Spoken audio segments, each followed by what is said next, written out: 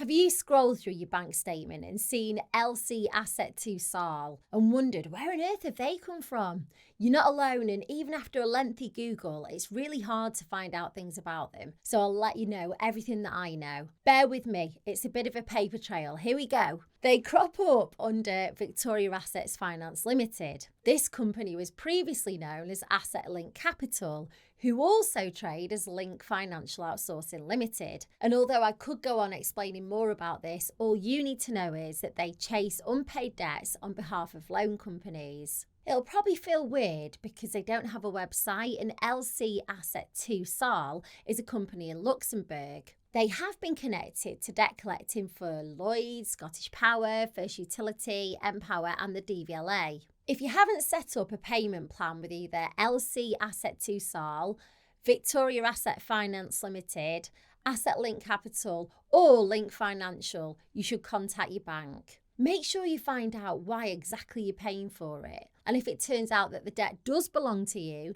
then you should have a look at your finances and work out whatever you can afford to pay. Debt collectors are regulated by the FCA, so you should never pay over the odds and struggle. Providing you come to an agreement that you'll pay the debt back, then they should leave you alone. It's also worth mentioning that debt collectors aren't the same as bailiffs, so they don't have the same power. If a debt collector shows up at your house, don't open the door and tell them that you want to communicate with them by email, and they should go away. They are annoyingly persistent, so the best thing to do if you do owe the debt is to work out how you can chip away at it. If you feel a bit bogged down with it all and you're struggling financially, please don't worry because there are options available to you. You might not have to pay all the debt back as well. I'll run through them quickly here. Now, not all of these options will suit everyone, but there may be one or two that could work for you. First up, debt management plans. Now, they're an informal agreement that you make with the creditors to pay back your debts at a lower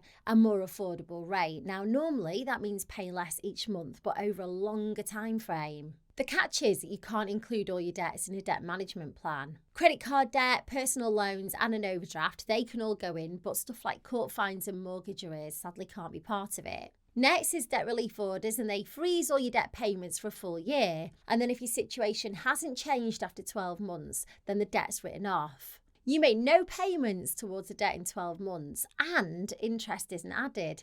Pretty good, right? Sadly, debt relief orders have strict eligibility criteria. So, for example, you can't own anything of significant value like a house, and you can't have more than £2,000 in savings. Another option is offering a final settlement. If you happen to have access to a large lump sum, that you can offer that to the debt collectors or the creditors they work for. It might not be for the full amount that you owe, but sometimes they'll be willing to just write off the remaining debt because you'll be saving them the time from chasing you down for payments each month. Now, unfortunately, getting your final settlement offer agreed might not be that simple, and your creditor could just simply refuse. Individual voluntary arrangements are another way to deal with debt collectors. It's a formal agreement between you and your creditors to reduce your payments to one simple payment each month.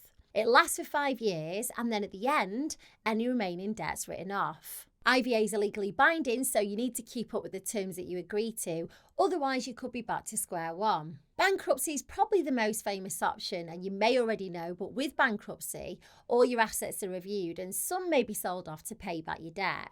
After a year, any remaining debt will be written off. Of course, bankruptcies have some obvious downsides, mainly that some of your belongings may be sold to pay for your debt, and your credit score will become very low. Paying back your debts, whether in full or using a method that I mentioned earlier, will ensure that you keep the debt collectors at bay. And one simple step that you could take today is to find out if any of those debt solutions that I mentioned could work for you. In the description of this video, I've linked to a form on my new website. It's got a few multiple choice questions like how much debt do you owe and how many people do you owe? At the end of the form, it'll connect you to a company that I've partnered with to provide you with all the information that you need about debt solutions that are available. So click the link in the description, go and check it out and let me know how you get on.